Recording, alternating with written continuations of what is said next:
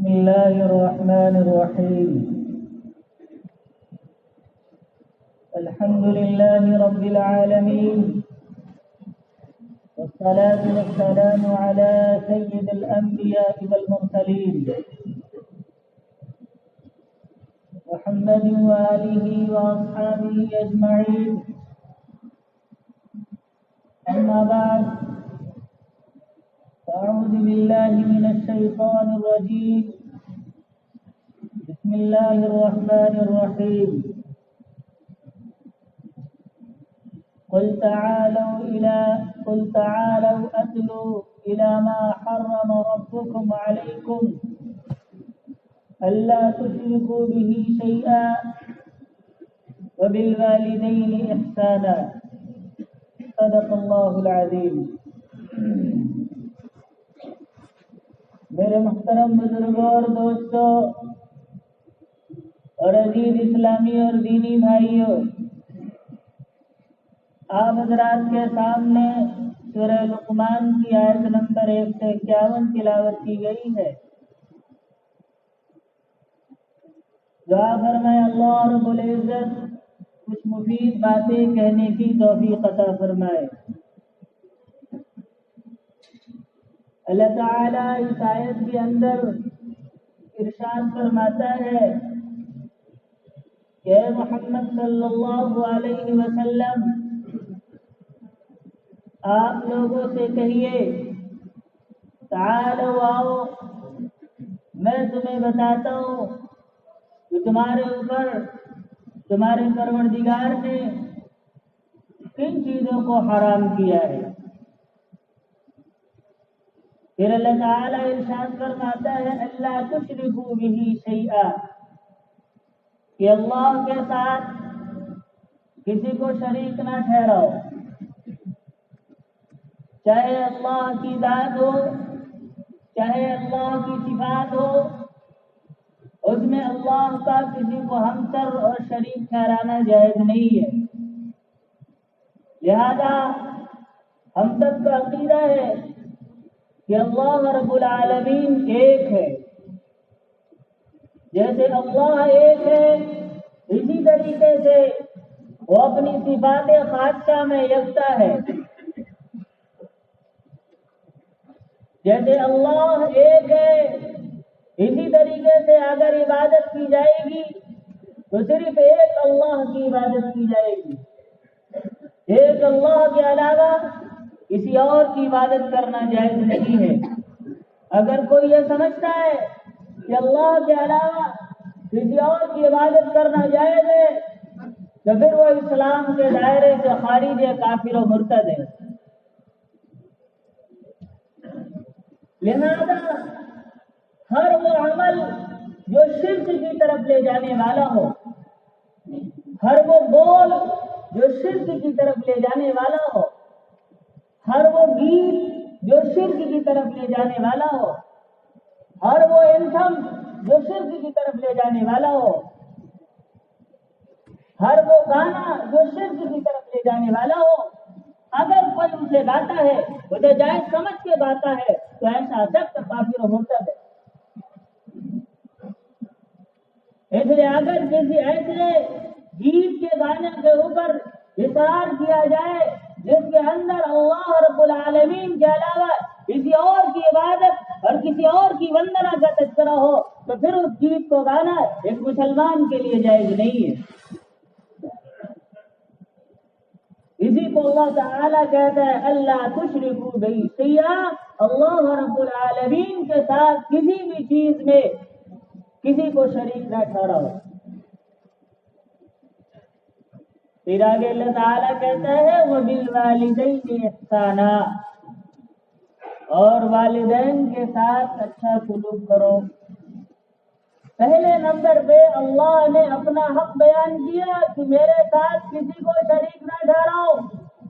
دوسری آیت کے اندر وَقَضَىٰ رَبُّكَ أَلَّا تَعْبُدُوا إِلَّا إِيَّاهُ، اللہ نے یہ حکم دیا ہے کہ عبادت صرف اللہ کی ہوگی. یہاں بھی فرمائے وَبِالْوَالِدَيْنِ إِحْسَانًا، وہاں بھی فرماتا وَقَضَىٰ رَبُّكَ أَلَّا تَعْبُدُوا إِلَّا إِيَّاهُ وَبِالْوَالِدَيْنِ إِحْسَانًا. دونوں جگہ اللہ رب العزت اپنی عبادت کے تذکرے کے بعد فوراً والدین کے ساتھ احسان اور حسن سلوک کا تذکرہ کرتا ہے. اس لیے کہ دھرتی پر اولاد کو اللہ رب العزت کے بعد اگر کوئی پالنے والا ہے تو اس کے والدین ہیں. بچہ پیدا ہوتا ہے اس وقت سے لے کر والد کی آخری سانس تک، والدہ کی آخری سانس تک یہ دونوں اپنے بچے کی خیر خواہی کرتے ہیں، اس کے بارے میں ہمیشہ اچھا سوچتے ہیں. ماں اپنے راحت و آرام کو قربان کر دیتی ہے، حتیٰ کہ اپنی جان کو قربان کر دیتی ہے، اور یہ سوچتی ہے کہ میرے بچوں کو کسی طریقے سے کوئی تکلیف نہ پہنچے.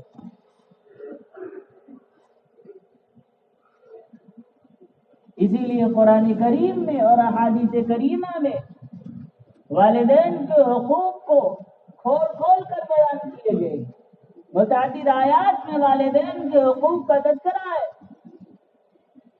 اللہ تعالیٰ کہتا ہے وَبِالْوَالِدَيْنِ إِحْسَانًا، والدین کے ساتھ حسن سلوک کرو. إِمَّا يَبْلُغَنَّ عِندَكَ الْكِبَرَ أَحَدُهُمَا أَوْ كِلَاهُمَا فَلَا تَقُل لَّهُمَا وَلَا تَنْهَرْهُمَا وَقُل لَّهُمَا قَوْلًا كَرِيمًا وَاخْفِضْ لَهُمَا جَنَاحَ الذُّلِّ مِنَ الرَّحْمَةِ وَقُل رَّبِّ ارْحَمْهُمَا كَمَا رَبَّيَانِي صَغِيرًا. اس آیت کے اندر اللہ رب العزت والدین کے حقوق کو بیان کرتا ہے. اللہ تعالیٰ کہتا ہے اگر والدین میں سے کوئی ایک یا دونوں بڑھاپے کی عمر کو پہنچ گئے، جب انسان بڑھاپے کی عمر کو پہنچ جاتا ہے مزاج میں چڑچڑاپن آ جاتا ہے، باتوں باتوں میں جھجلانے لگتا ہے، اچھی بات بھی اسے ناگوار محسوس ہوتی ہے. کبھی اچھی بات پر بھی والدین اولاد کو ڈانٹ دیتے، جس کو اولاد یہ سمجھتی ہے میں صحیح کر رہا ہوں، میں صحیح سوچ رہا ہوں، میں صحیح بول رہا ہوں، پھر بھی والدین کی عمر کا تقاضا ہے اس بنیاد پر کبھی کبھی وہ اولاد کو ڈانٹ دیتے ہیں، بول دیتے ہیں، ایسے کلمات ان کی زبان سے نکل جاتے ہیں جو اولاد کو برے لگتے ہیں. ایسے وقت کے لیے اللہ رب العالمین کہتا ہے إِمَّا يَبْلُغَنَّ عِندَكَ الْكِبَرَ أَحَدُهُمَا أَوْ كِلَاهُمَا فَلَا تَقُل لَّهُمَا أُفٍّ، والدین کے سامنے کبھی اف بھی مت کرنا. مفسرین یہاں لکھتے ہیں یہ صرف اف مراد نہیں ہے، اف سے کمتر اگر کوئی کلمہ ہوتا تو اللہ رب العالمین یہاں اس کا ذکر فرماتا. اس لیے علماء نے لکھا ہے کہ اگر کوئی اپنے والدین کے سامنے ہے، والدین نے کوئی بات کہی اور اس کے جواب میں یہ لمبی سانس لیتا ہے جس سے ناگواری کا احساس ہوتا ہے، یہ لمبی سانس لینا بھی اس کے لیے جائز نہیں ہے. اس کا ترجمہ حضرت تھانوی رحمۃ اللہ علیہ نے کیا فَلَا تَقُل لَّهُمَا أُفٍّ، ان کو منہ بھی مت کہو. وَلَا تَنْهَرْهُمَا، اور انہیں ڈانٹو نہیں، انہیں جھڑکو نہیں. وَقُل لَّهُمَا قَوْلًا كَرِيمًا، جب والدین کے سامنے ہو، جب ان سے گفتگو کرنی ہو تو گفتگو کے انداز میں عزت جھلک رہی ہونی چاہیے، نرمی جھلک رہی ہونی چاہیے. والدین کے سامنے کیسے کھڑے ہو؟ کہتے ہیں وَاخْفِضْ لَهُمَا جَنَاحَ الذُّلِّ مِنَ الرَّحْمَةِ، والدین کے سامنے اس طریقے سے کھڑے ہو جیسے ایک سخت مزاج آقا کے سامنے غلام کھڑا ہوتا ہے. اس طریقے سے اولاد کو اپنے والدین کے سامنے ہونا چاہیے.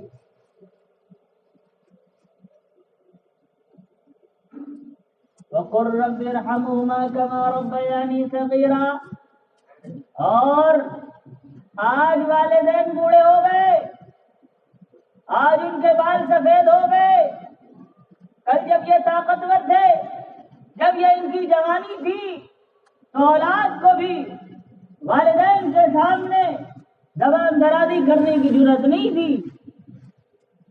آج بوڑھے ہو گئے ہیں، جو جس کو سمجھ میں آتا ہے وہ کہہ جاتا ہے۔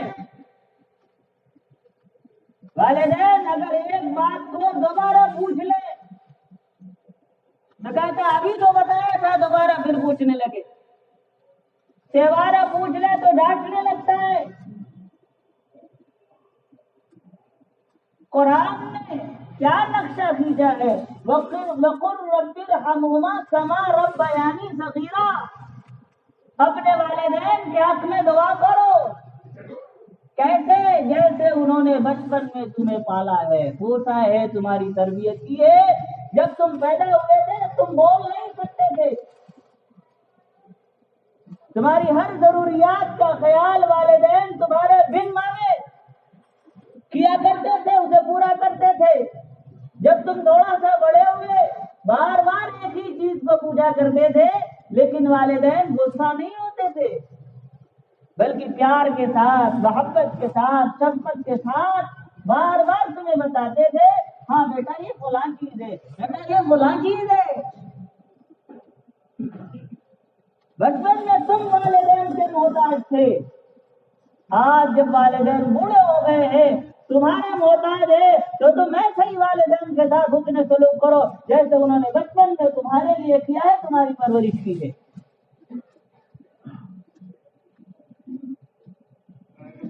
یہ والدین کوئی معمولی چیز نہیں ہے۔ رسول اکرم صلی اللہ علیہ وسلم نے صاف لفظوں میں فرمایا، الوالد اوسط ابواب الجنہ، والد جنت کا درمیانی دروازہ ہے، صدر گیٹ ہے۔ فإن شئت فأدع ذلك الباب أو احفظه، بس اگر تو چاہے تو والدین کو راضی کر کے، ان کی خدمت کر کے اس دروازے کو محفوظ کر لے، اور اگر تو چاہے تو ان کو ناراض کر کے، ان کے ساتھ بدسلوکی کر کے، ان کو تکلیف پہنچا کر اس دروازے کو ضائع کر دے، اور تمہارے لیے ہمیشہ کے لیے جنت کا دروازہ بند ہو جائے۔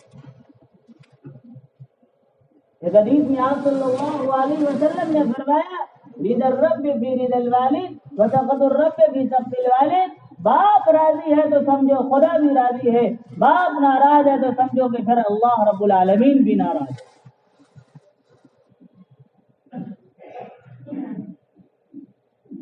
رسول اکرم صلی اللہ علیہ وسلم نے جہاں بڑے بڑے گناہوں کا تذکرہ کیا، اکبر کبائر گناہوں کا تذکرہ کیا ہے، ان میں پہلے نمبر پہ ذکر کیا الاشراک باللہ، اللہ کے ساتھ کسی کو شریک کرنا۔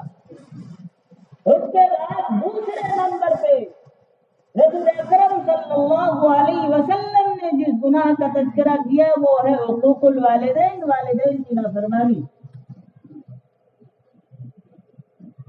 ایک حدیث میں آپ نے فرمایا، ثلاثۃ لا يدخلون الجنہ، تین آدمی ایسے وہ جنت میں داخل نہیں ہوں گے، اور آپ نے سب سے پہلے نمبر پر ذکر فرمایا وہ العاق لوالدیہ، والدین کا نافرمان ہے، اور دوسرے نمبر پر مدمن الخمر، شراب کا پینے والا ہے، اور تیسرا وہ شخص ہے جو کسی پر احسان کرتا ہے اور احسان کرنے کے بعد پھر احسان جتلاتا ہے، یہ تینوں جنت میں داخل نہیں ہوں گے۔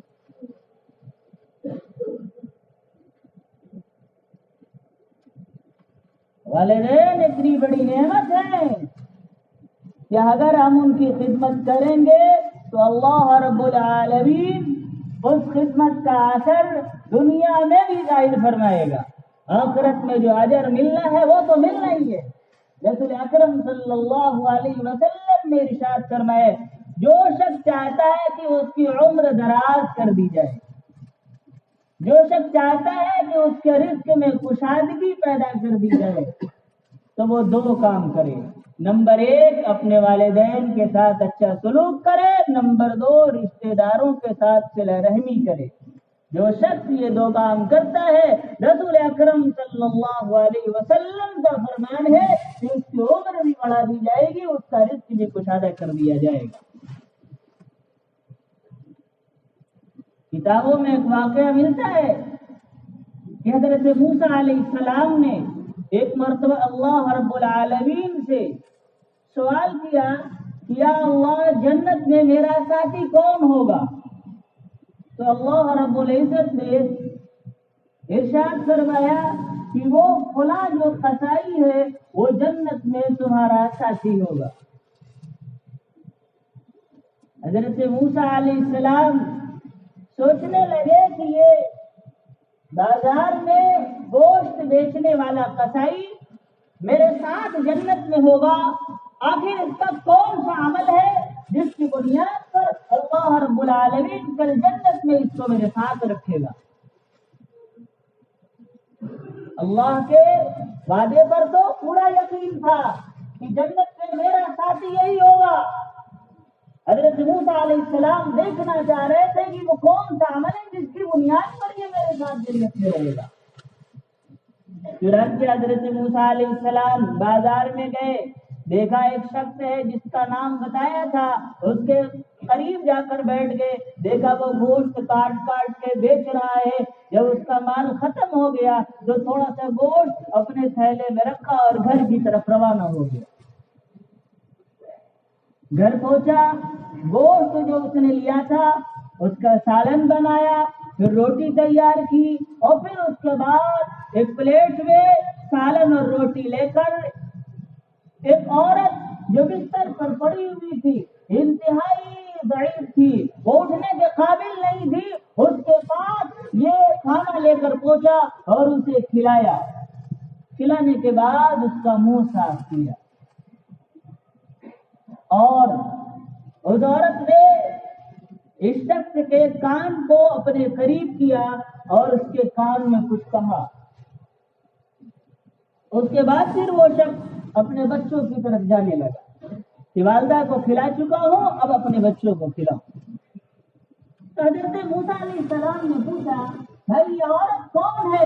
اس نے کہا یہ میری ماں ہے، میری روزانہ کی یہ عادت ہے کہ میں صبح جب جاتا ہوں گوشت بیچنے کے لیے تو اپنی والدہ کے سارے کام کاج کر کے جاتا ہوں، اور پھر جب واپس آتا ہوں تو سب سے پہلے والدہ کی ضروریات کو پوری کرتا ہوں، اسے کھانا کھلاتا ہوں، پھر اس کے بعد اپنے بچوں کے پاس جاتا ہوں۔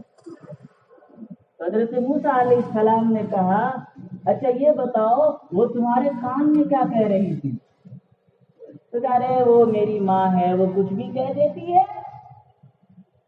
کہا اب نہیں، بتاؤ وہ کیا کہہ رہی تھی؟